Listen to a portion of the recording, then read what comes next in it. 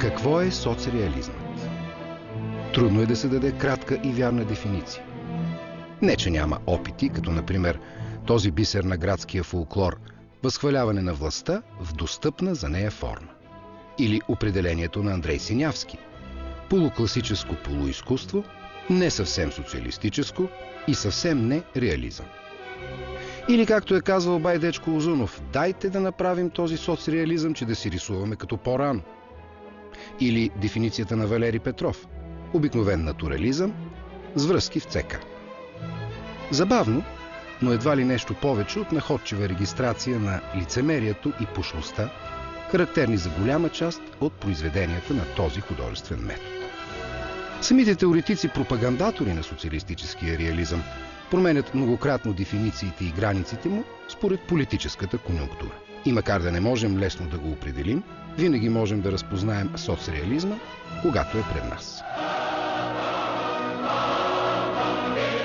Можно мне вас поцеловать, товарищ Сталин? За все, что вы сделали для нашего народа, для нас. Отец, там вдруг Сталин! Виват Сталин! Виват Сталин! Любви Сталин! Сталин! Мира и счастья всем вам, друзья мои! В нашия филмов разказ, независимо от неизбежния на места хумор, се отнасяме с уважение и колегиалност към авторите и изпълнителите на показваните произведения. Много от тях са автентични творци с доказани качества и талант, поставени в твърде сложни, а понякога и безумни условия на работа.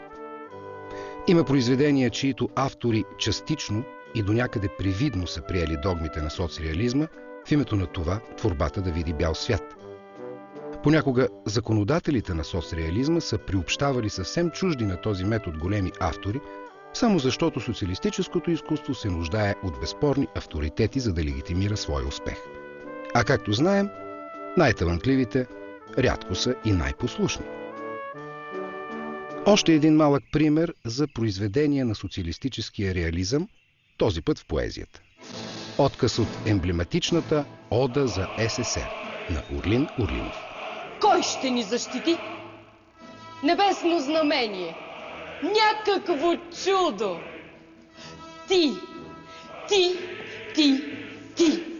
Ти ще бъдеш първият, той, който ще влезе в ада на боя.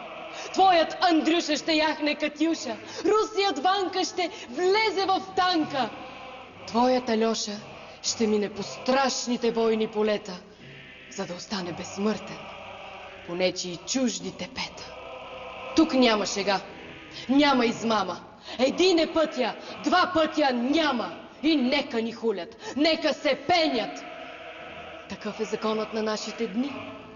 Който на теб СССР измени, той на великата правда изменя. За тебе е моята ода, за тебе е моята песен, за тебе днес и завинаги. Естествено, всичко започва в Москва. Вероятно, първото споменаване на термина социалистически реализъм е направено на 20 май 1932 година в обращение към литераторите на Иван Гронски, литературния комисар на Сталин.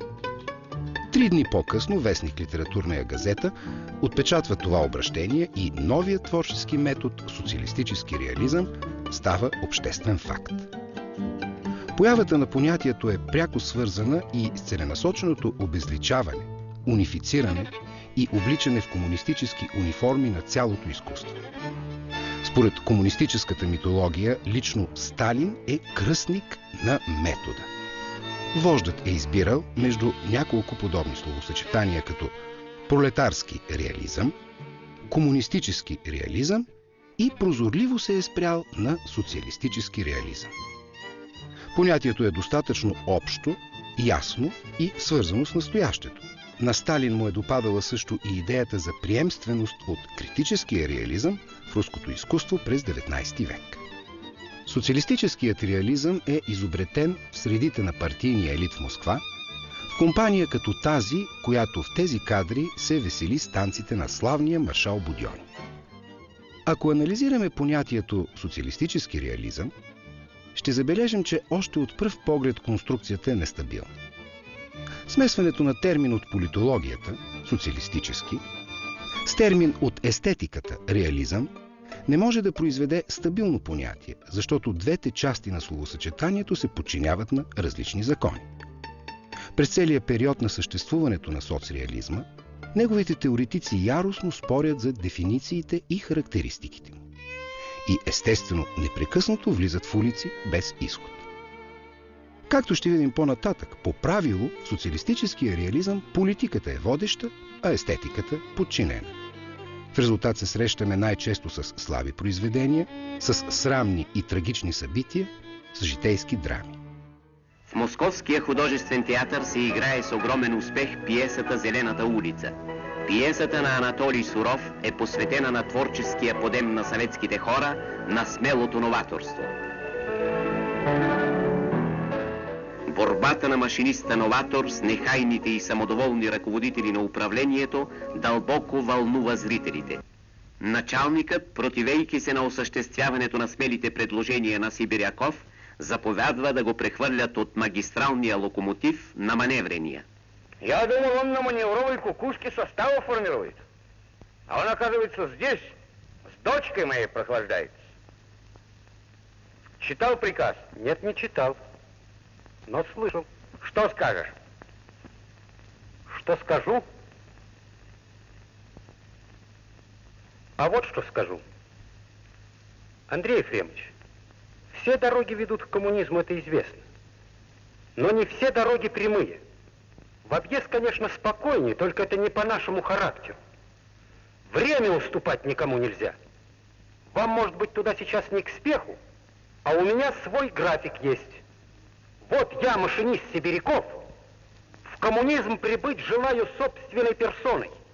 И в нем еще пожить хочу. Своему маршруту Зеленую улицу мы закрыть никому не позволим.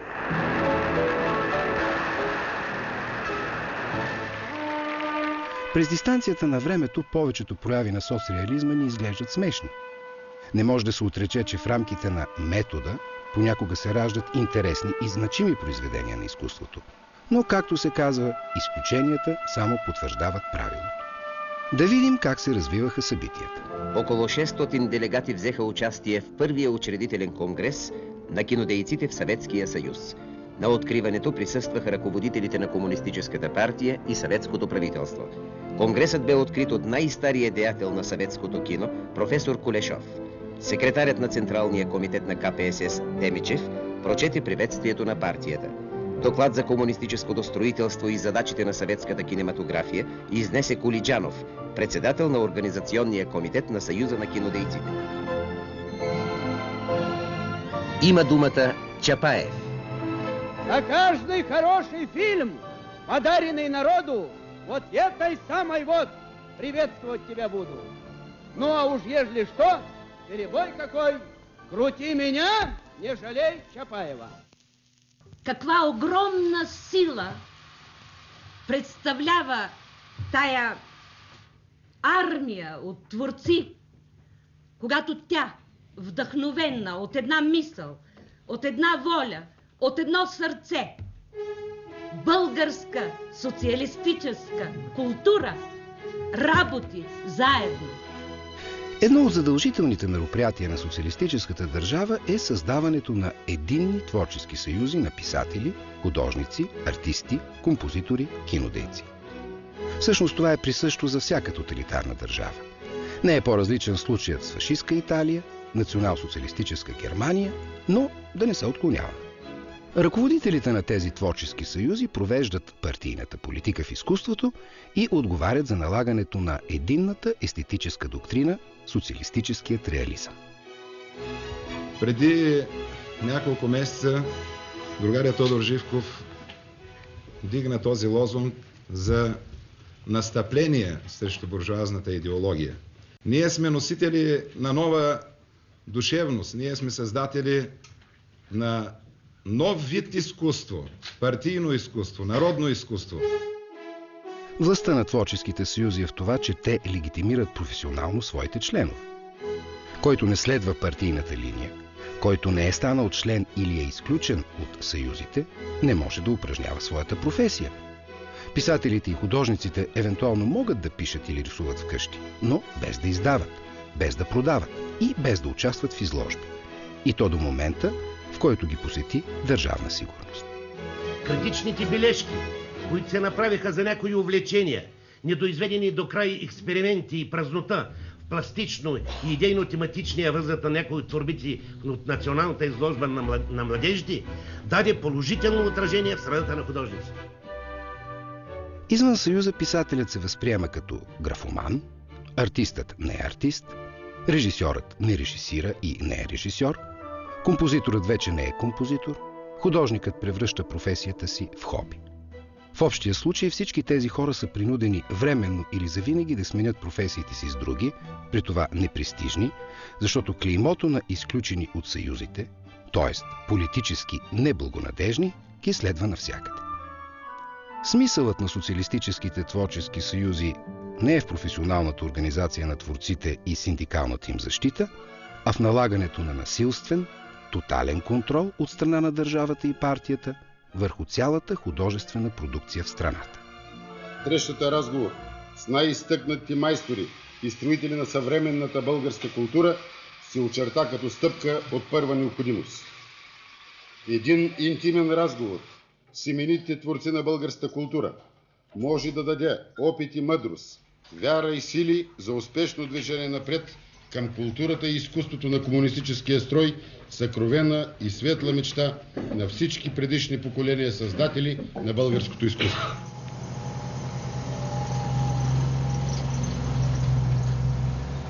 В България соцреализмът пристига качен върху танковете на Червената армия, която окупира страната ни през септември 1944 година.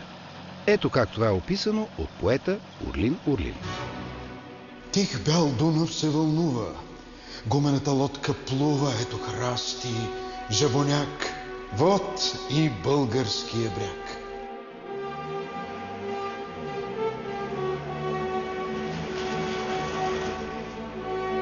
Ще направим кратък преглед на основните принципни характеристики на соцреализма, така както са представени от комунистическата теория.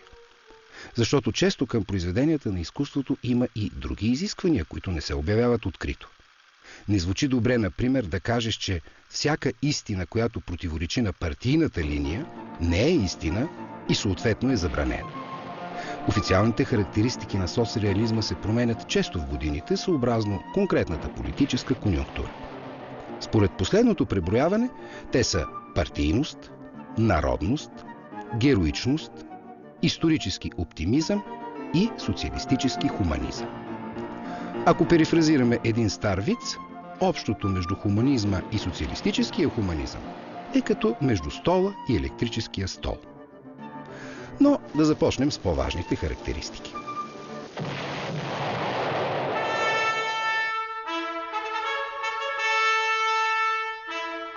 Във връзка с партийността ще видим няколко кадъра от класическия филм «Наша земя».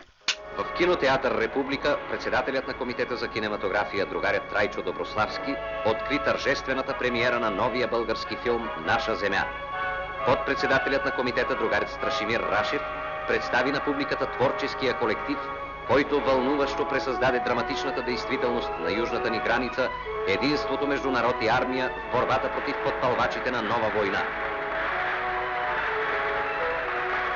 Те искат да унищожат плодовете на нашия мирен труд.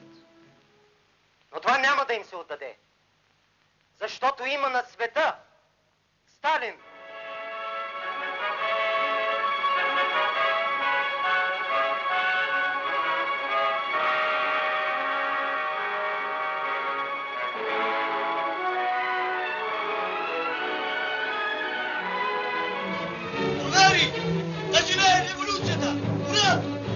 Принципът на партийността изисква всички творци да прилагат така наречения класов подход в изграждането на сюжетите, героите, конфликтите в своите произведения.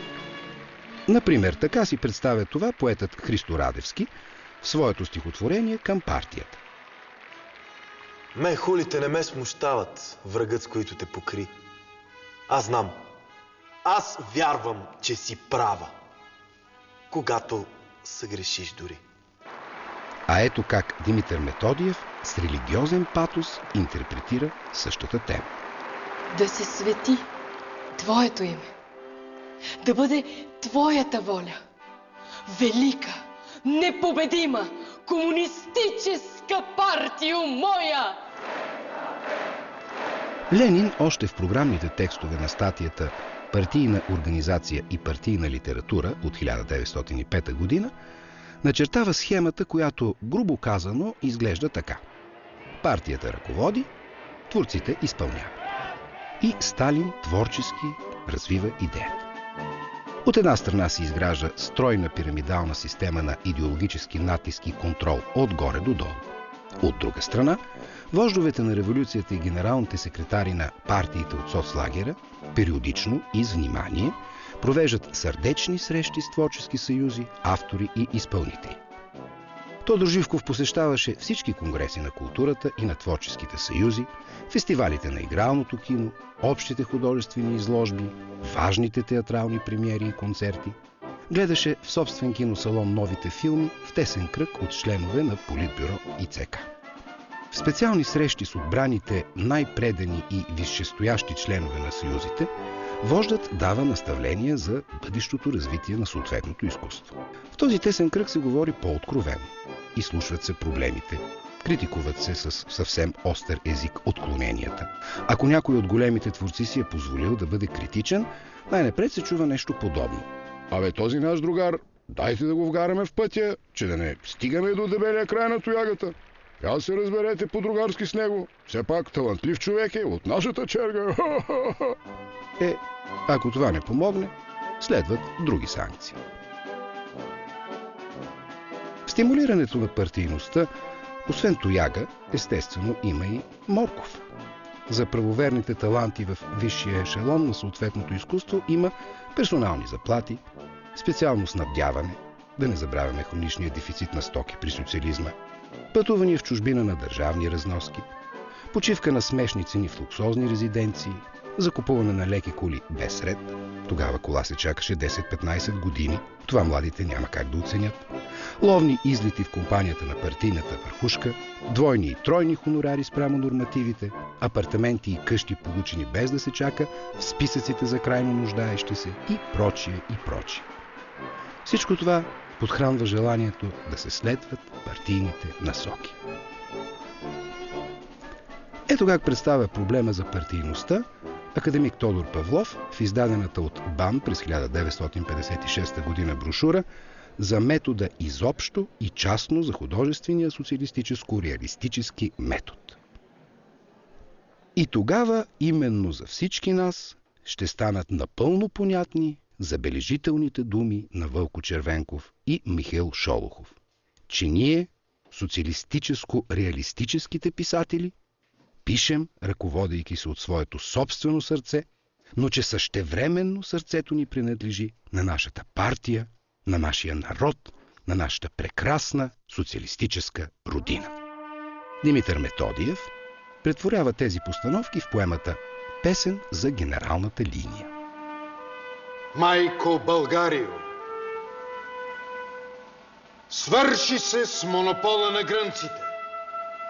Насочвай гения към нови сражения за новото място под слънцето. Като фантастични ракети от приказни космодруми излитат и светят новите думи в небесата на документите, в ехтежа на пресата. Пак ли ще кажат менти? Пак ли ще плещят мит? Думите лозунги намират адресите. Навлизат безсънния бит на комитетите и съветите, подети от класата живи и весели. Новите думи стават заводи, новите думи стават професии. Волята на партията, воля на народа. И става картата на България ода. Ода за партията и за народа. Ей, шофьоре, Не се отвличай! Шосетата, дето до вчера се кичеха и се перчеха с файтунджийските кранти, днес се изпона москвичиха, изпона трабантиха, перат камионите тежкотонажни, до спукване на гумите натоварени. Комбайните плуват стеснително важни, като гъски на паша подкарани. И по платната асфалтово нови, тъхтящи на нафта и на бензин, човек не може да си намери подкова да я покаже на своя син.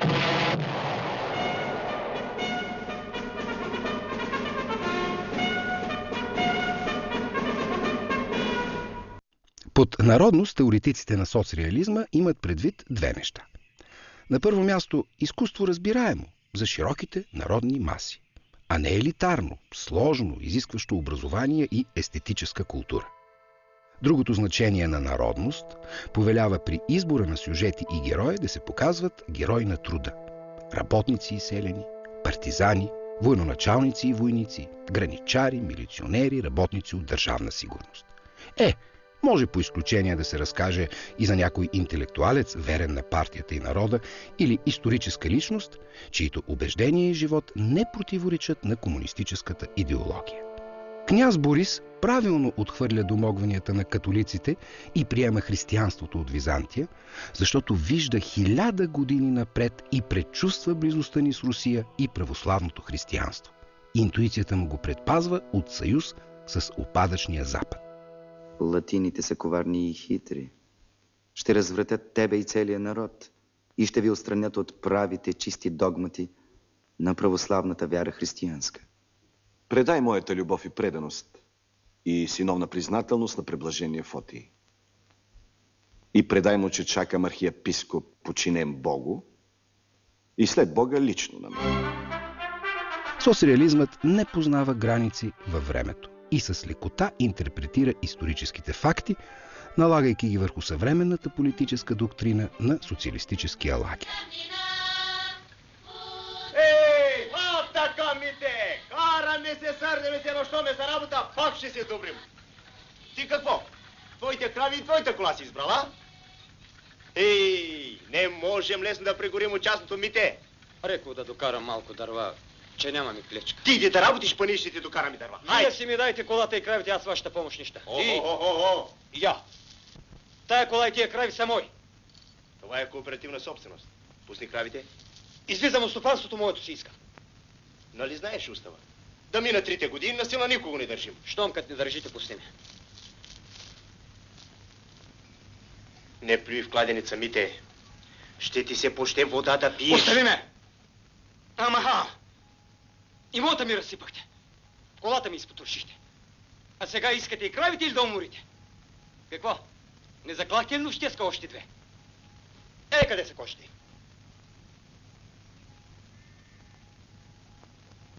Бай, Георге!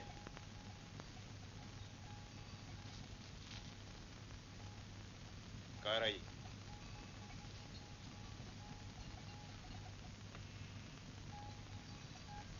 Ей! Ще ви дам под съд. Така да знаете. Ето едно произведение, покриващо напълно изискванията за народност и партийност. Филмът "Неспокоен път" третира проблема с създаването на ТКЗС-та, т.е. пропагандира насилствената колективизация на селските стопанства.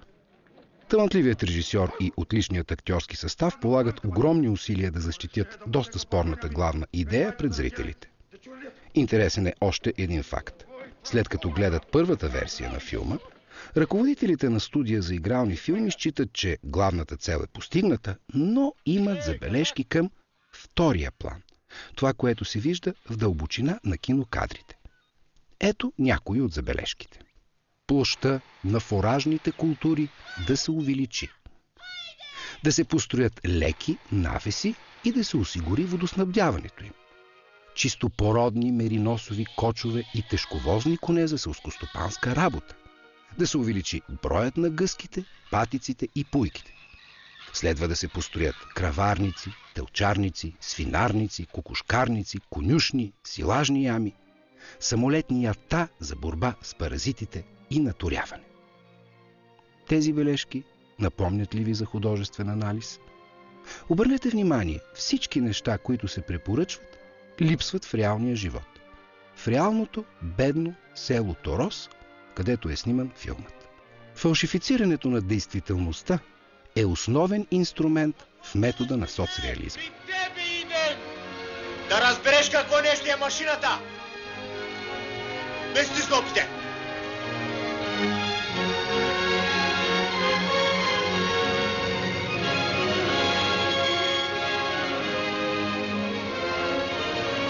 Път на техниката, дай поймите!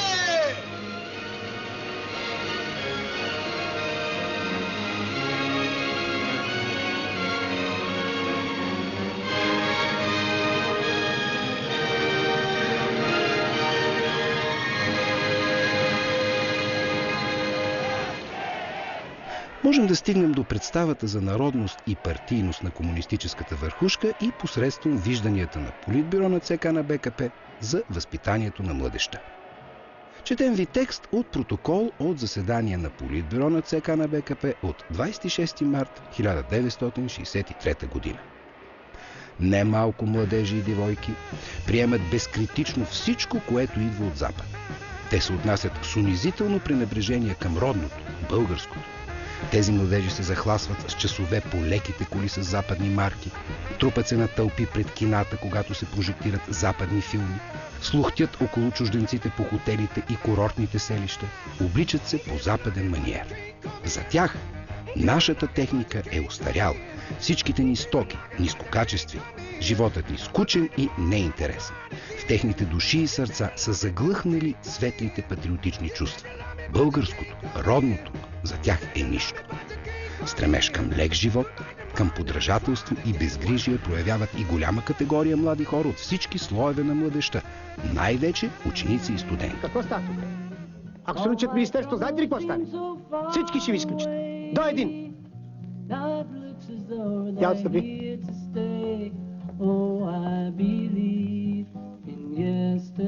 Какво е това, бе?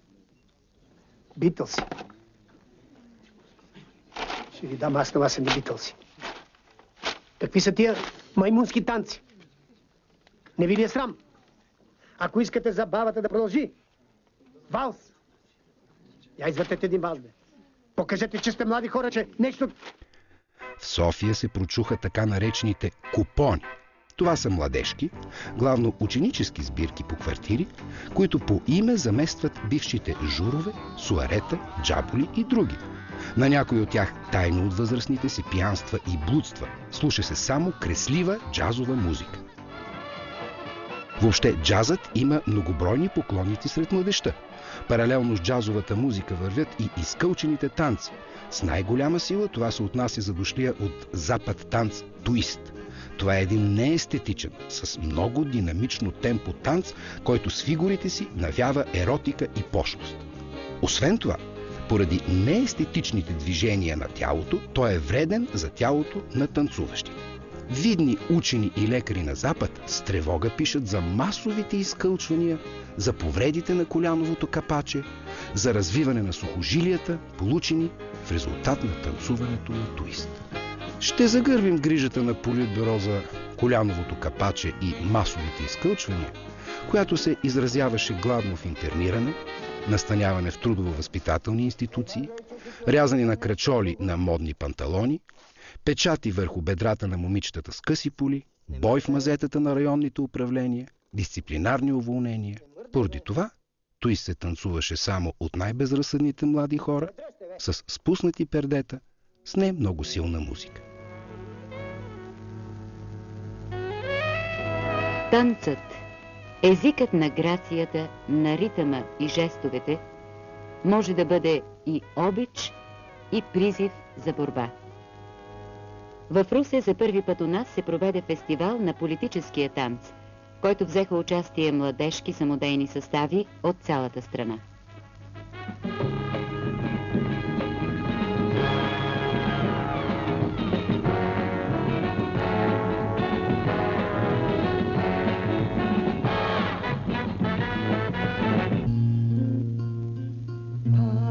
sombrero červeno, tъжна вечерта изгаря, но в тебе и в мене не умира Че Гевара. Да не се отклоняваме и да преминем към следващия принцип на соцреализма.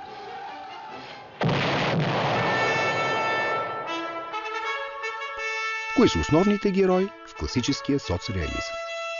Герои-революционери, герои-партизани, герои-бойци във войните, деца-герои, трудови герои, герои-разузнавачи, герои-граничари. Характерно за приложението на този принцип са баталните сцени в киното и живописта, свръхестествения мащаб на монументите в скулптурата, епичните романи и поеми. Друг принцип на соцреализма се нарича исторически оптимизъм. Този принцип ни помага да надзърнем към светлото бъдеще. Историческият оптимизъм е измислен от Сталин, Луначарски и Горки. И в най-трагичните и мрачни сюжети творците на социалистическия реализъм трябваше да демонстрират оптимизъм.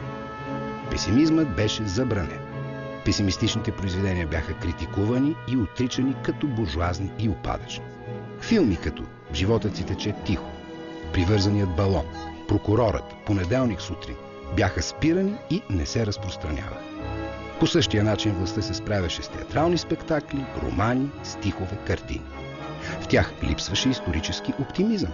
Дори представянето пред публика и последващо спиране се отчиташе като провал на съответния ръководител. Неоптимистичните произведения трябваше да бъдат забранявани и спирани още в зародиш. Или ремонтирани, преправени, коригирани. Това естествено се отнася не само за случаите, когато липсва исторически оптимизъм, но и за всички други отклонения от метода. Романът "Тютюн" е един от тези случаи, в които авторът Димитър Димов е принуждаван да преправи сам произведението си, за да влезе в матрицата на социалистическия реализъм и да излъчва исторически оптимизъм. Едва след поправките и благословията на Вълко Червенков, романът е отпечатан и е разрешено да се заснеме филм по него. Обаче шефът иска да сложиш един детайл. Какъв детайл? Аз не ти ли казах? Шефът също снощи мина и го харесва като цяло. Но му липсвало едно колело от уния. Запчатите. Трябваше да кажете още на проект. Аз къде да му търси място сега? Какъв прогрес, казваш, ще осъществяваме без запчато колело. И е прав, ще знаеш. Детайлът осмисля цялото. Рехме от Сираков, ще черпиш. Бягай сега при касиера, докато не е отишъл на банката. Хайде.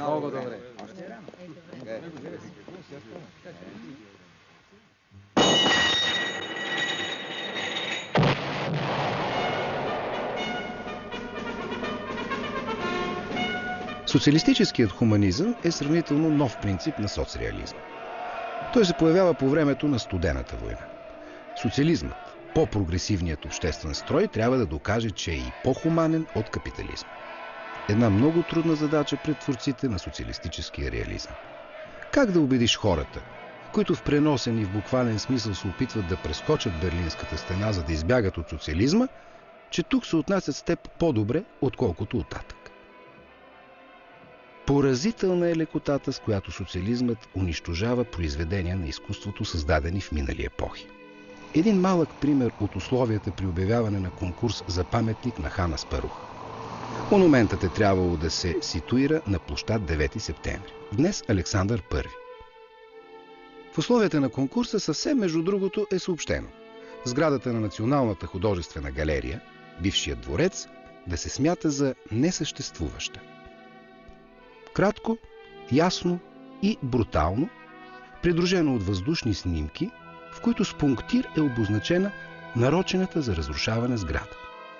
Става въпрос за Национална галерия, за двореца на българските князе и царе, за историческа сграда, пазеща спомени от съдбоносни събития, велики личности, цялата нова история на България. Слава Богу, по някакви причини разрушението не се е състояло. Даваме този пример не защото е най-яркият, а защото не е известен на обществеността. Неотделима част от соцреализма е възхваляването на актуалния партиен водач в стихове и проза, в метал и камък, в статични и движещи се картини, в тишина и музика. С безгранична преданост и любов, целият заводски колектив изработи тази позлатена ваза, подарък за Сталин по случай неговата 70 годишнина.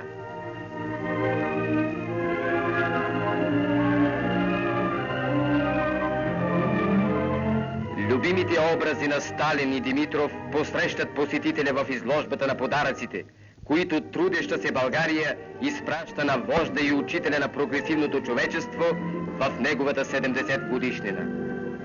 Тези изработени с любов предмети ще разкажат на Йосиф Висарионович за дълбоката признателност на българския народ към своя велик покровител.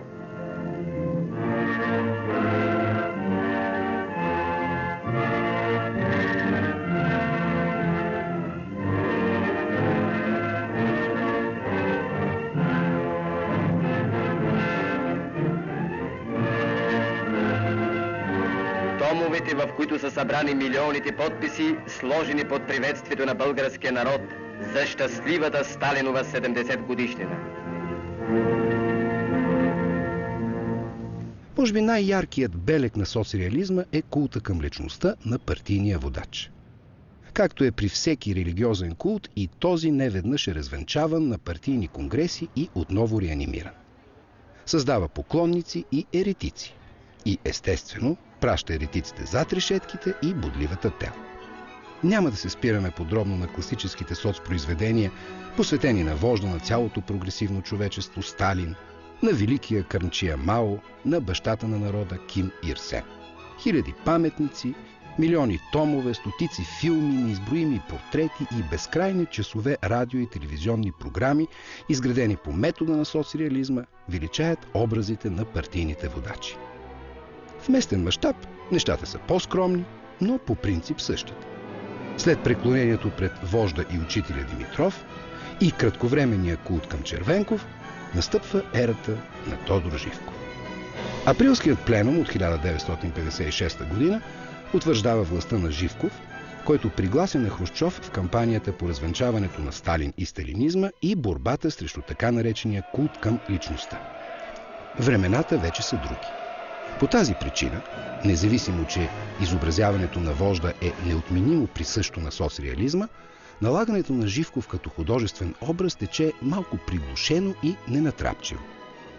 Портретите на първия украсяват кабинета на всеки началник и дори стават уставно изискване в МВР. Монумент с фигурата на Живков се открива в родното му селище Правец. Десетки поети посвещават стихове на вожда. Любомир Левчев в Априлски сърца много деликатно превръща името на Живков в символ на промяната. Април. Епично име на човек. Април. Благодаря, мой знак чудесен. Други автори, като Нино Николов, са по-директни. Другарю Живков, исках да ви скрия в дълбокото сърце на моя стих, но мина четвърт век и ще открия, че все заради култове ви крих. Смисълът на някои стихове достига само до посветените. Този номенклатурен кръг, на който е известно новото местожителство на вожда. Такива факти в онези години не ставаха обществено достояние.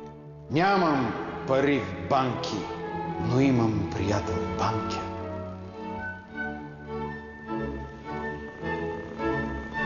Много интересни са превъплъщенията на Тодор Живков в киното. Те идват сравнително късно, през 70-те и 80-те години на 20 век, като резултат от пълзящата ресталинизация в културата по време на така наречения застой в СССР, късните години на Брежнев и кратките мандати на старците от Политбюро Черненко и Андропов. Става въпрос за 5 игрални и един документален филм.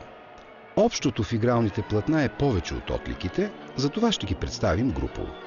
В 4-те български филма Тодор Живков свенливо не е показан с истинското си име, а или като Янко, партизанския псевдоним на Живков, или като пълномощника на ЦК, недоказаната от историята длъжност на Живков в партизанското движение. Към съветска делегация! Без пани, към съветска делегация! Полуанонимността на Живков в българските филми е странен феномен.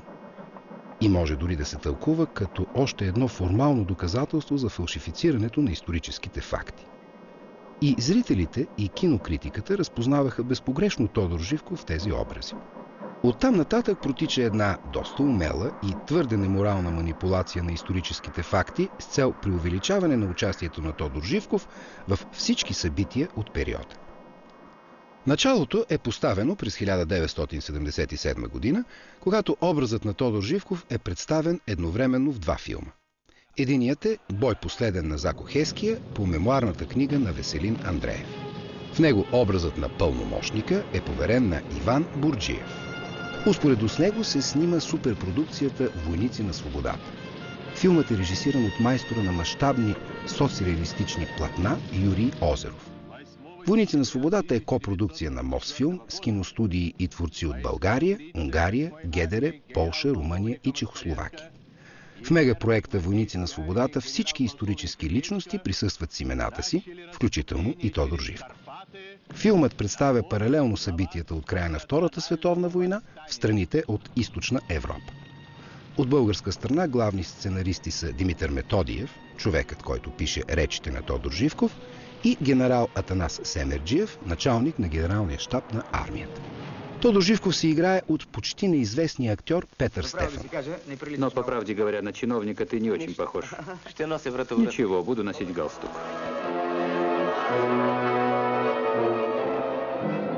Следва «Ударът» на режисьора Борислав Шарелиев, където в ролята на младия Тодор Живков се изявява актьорът Любомир Младенов. Филмът разказва комунистическата версия за преврата на 9 септември. Горе ръцете! От този момент ще давате линия само по моя заповед. Разбрано, господин подпоручик.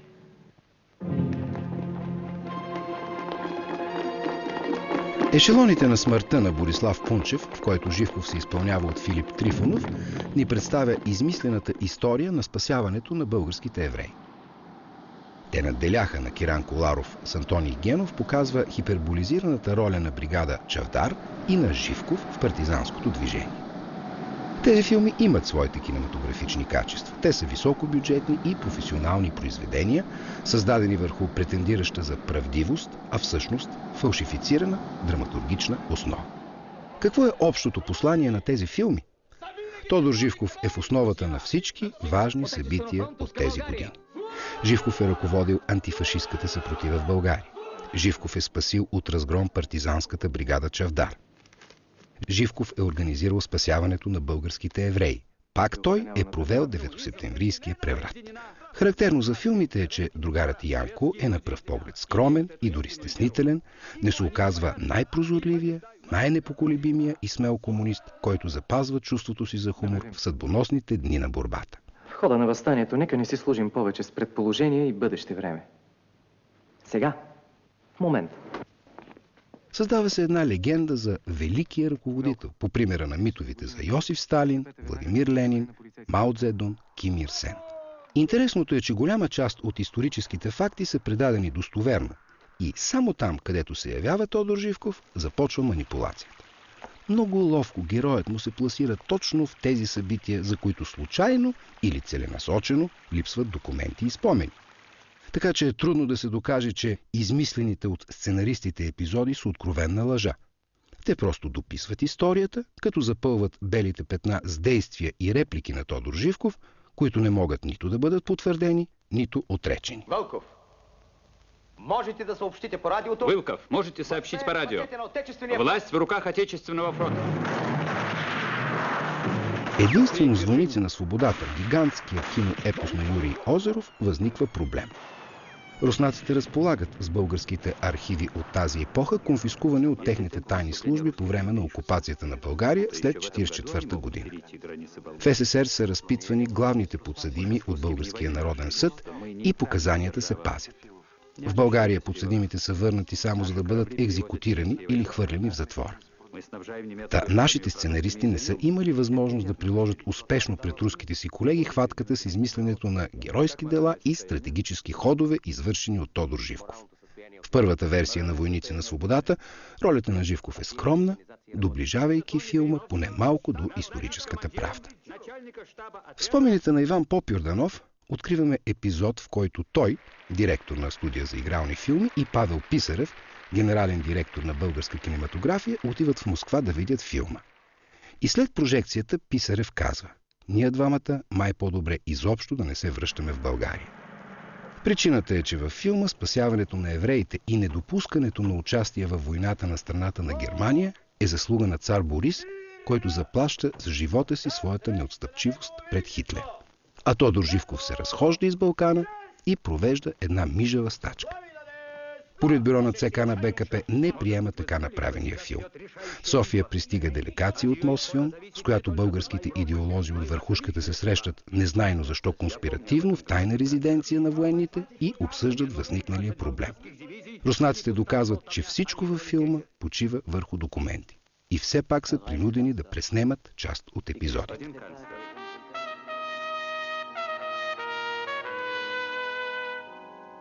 Много показателен от гледна точка на анализа на соцреализма е начинът, по който се продуцира документалния филм «Човек от народа» по случай 70-годишния юбилей на Тодор Живков. Кой мислите ражда идеята?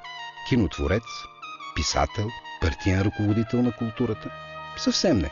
Предложението идва от генерал Кашев, ръководител на УБО, една от тайните служби на тогавашна България, занимаваща се с охраната на партийния и държавен елит, и освен това обслужваща същия този елит с доставка на храни, техника, дрехи, автомобили от Запад, престижни жилища и прочие и прочие. Включително и продуциране на филм. Съвсем реално поръчката и финансирането на този филм идват от УБО. Даже накрая, като премия за добрия резултат, генерал Кашев подарява на творческия колектив, създал филма, една чайка. За сведение на по-младите, чайка е луксозна лимузина, предназначена да вози комунистическият елит. Тези коли по принцип не се продаваха. Автомобилът е огромен. За да направи обратен завой му трябва площад. Гигантският му двигател харчи бензин като ламя и е изключително интересно за какво би могъл да служи на документалистите. Но да се върнем към филма. Здраво, живо! Как сте? Здраво, живо! Още младежи сме, нали? Айде, време да пратите,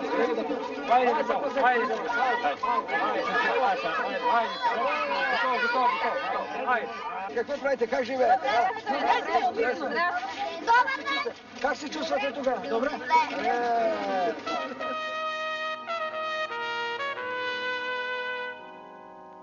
Генерал Кашев прозорливо се ориентира към големия майстор на документалното кино Христо Ковачев. Осигурява му се неограничено финансиране, организационен и технически комфорт. Идеята за заглавието идва от една 9-септемврийска кинохроника, в която Тодор Живков се ръкува с партизани.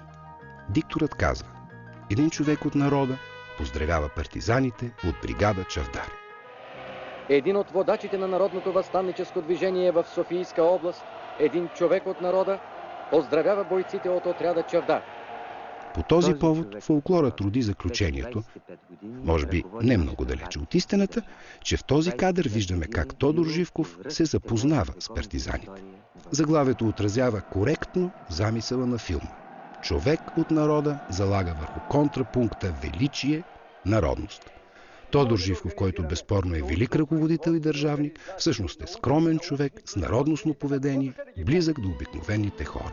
Непрекъснато в произведението се редуват мащабни кадри с десетки комбайни по полето, гигантски заводи, въздушни кадри над градове и гигантски насаждения от една страна и кадри, в които Тодор Живков на прост и народен език общува с работници и селени, учители и студенти, интелектуалци и партийци.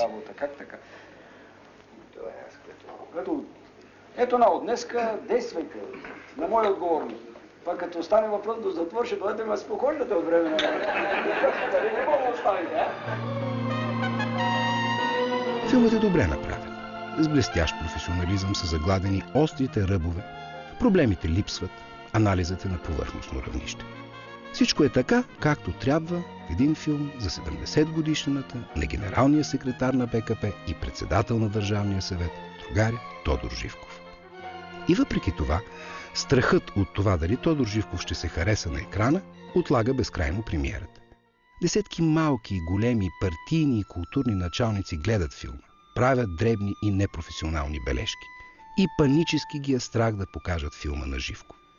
Филмът се преправя и преправя, докато накрая отчаян режисьорът набира смелост, прескача началниците и сам представя филма пред Живков, защото усеща, че страхът на големците може завинаги да остави лентата в предпремиерно положение.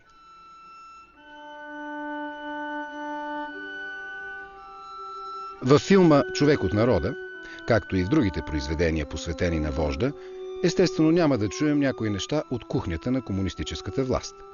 Например, как Тодор Живков, в типичния си народностен стил, непринудено налага цензура върху творчеството на писателите.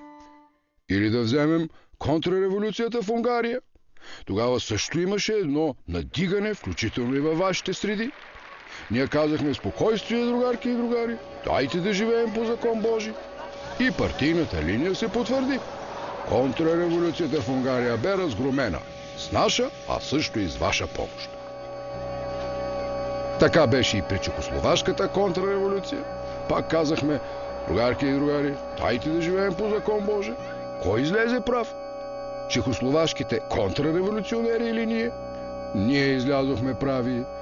Вие разбирате, че като казвам закон Божи, имам предвид единствено верния марксистко-ленински път, по който вървим.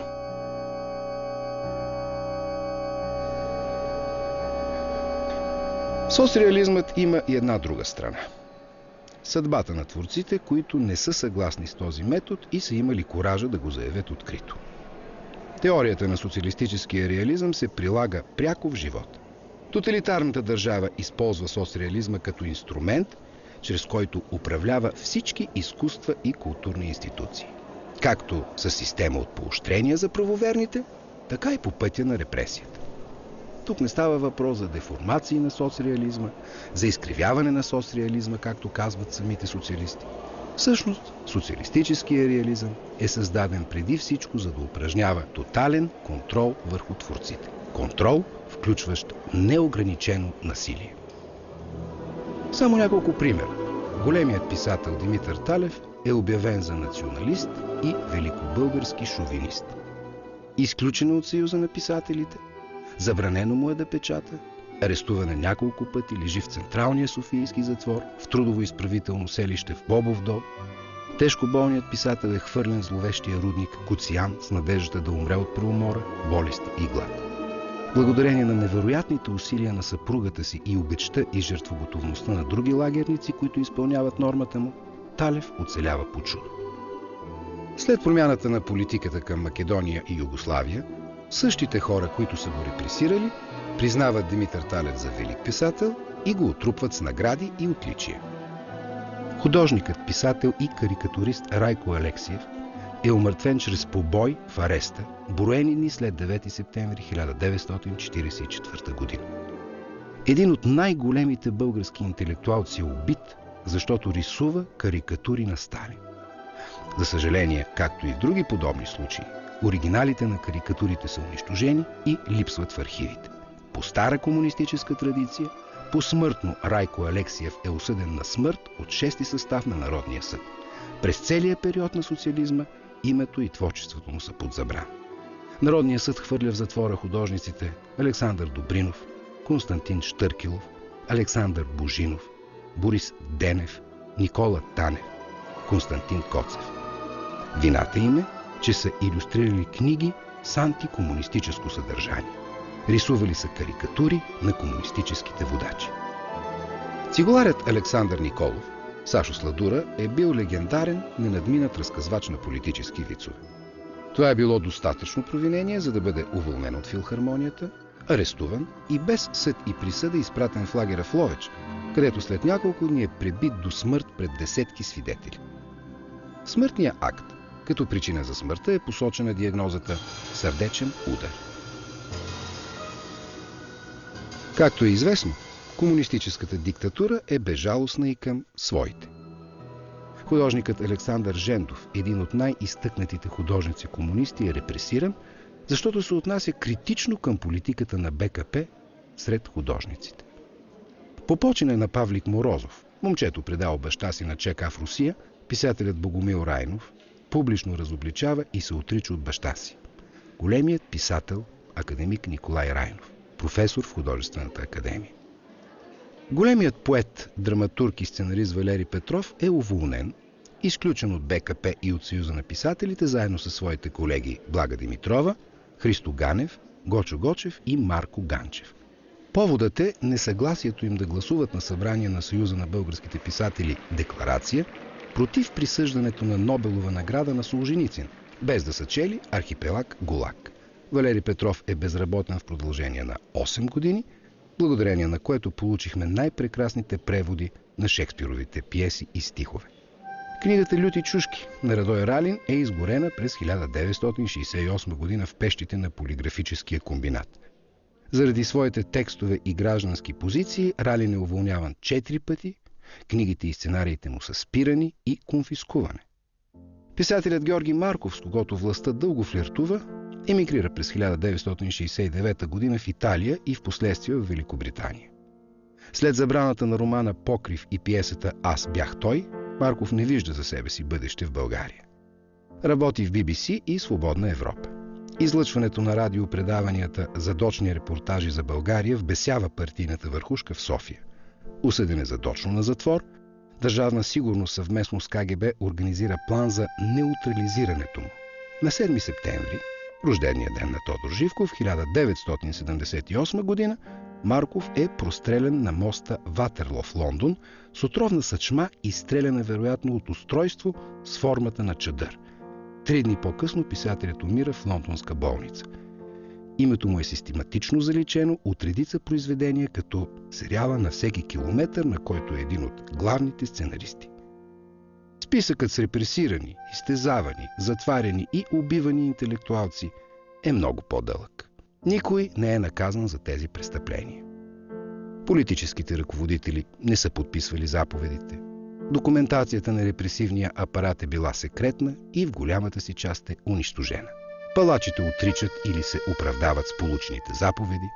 Ръководителите и деятелите от творческите съюзи, чието експертно мнение и показания са давали основания за насилието, не се представят като честни и принципни колеги на репресираните.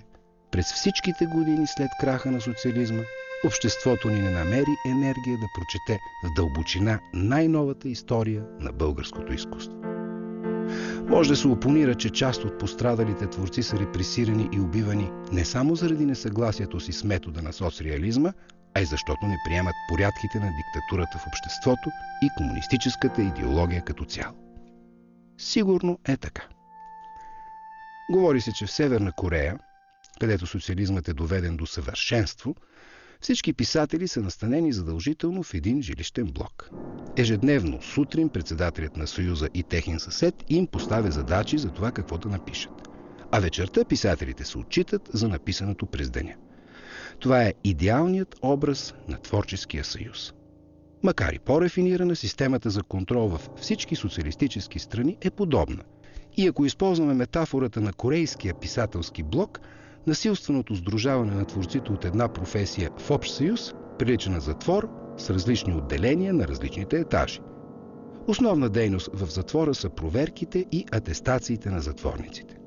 Преценява се тяхната политическа правоверност и старание. В резултат следва и непрекъснато преразпределение по етажите. Етаж на смъртниците, етаж на карцерите, етаж с общ режим и здрава храна и накрая етаж със свободен режим, с прислужници, със специално снабдяване, с пари, автомобили и жилища, с лукс и забавления, с аплодисменти и награди, с отпуски в западния свят. Етаж, на който само когато допуснеш провинение, разбираш, че всъщност си в затвор. Време да се върнем на въпроса от началото на филма. Какво представлява социалистическият реализъм? Очевидно не можем да го определим като творчески метод.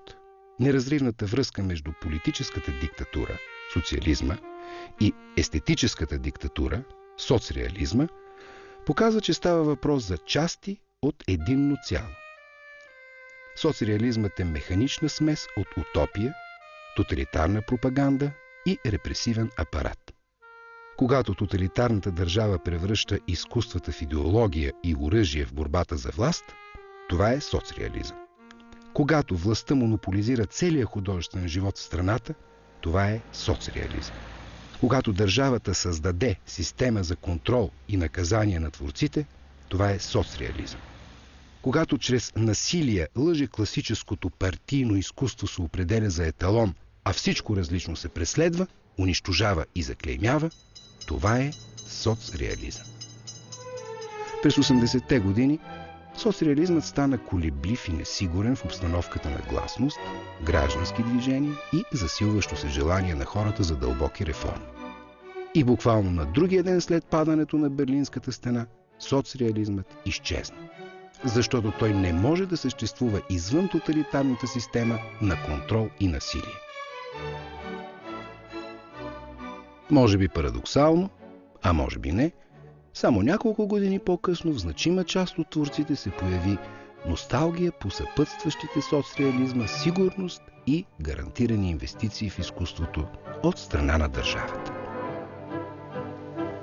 Щастлив съм, че на мен се падна историческата чест да открия дома паметник, издигнат в чест на подвига на Димитър Благоев и неговите съратници, които преди 90 години изградиха революционна марксистка партия в България. Нека поколенията на социалистическа България и на комунистическа България да идват тук, да се прекланят пред подвига и делото, да станат съпричастни с техните идеи, с техните борби, с всичко това, което те направиха и дадоха всичко от себе си на своя народ. Слава вам, комунисти, сдружени земеделци, безпартийни, които със своя труд, със своите дела издигате мощта, величието, славата на Българската комунистическа партия, на българския народ, на нашето мило социалистическо отечество, Народна република България.